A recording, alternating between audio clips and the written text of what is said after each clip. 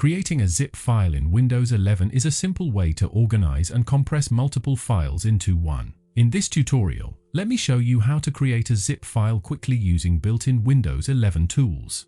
As you can see on my desktop, I have a few different types of files and folders here, and I want to put all of them into a zip file. To do that, select all of them, then right-click on the selection. From Context menu, go to Show More Options, hover over Send To, and select Compressed Folder.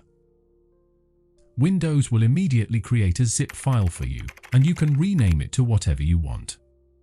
When you open that zip file, you will see all your files right there, neatly packed inside.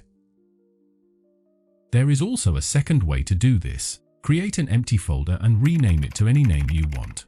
Then move all those files into the folder. Right-click on the folder, click on Show More Options, hover over Send To, and select Compressed Folder.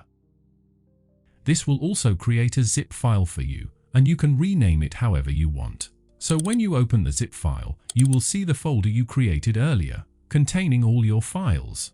So these are two simple ways to create a zip file in Windows 11.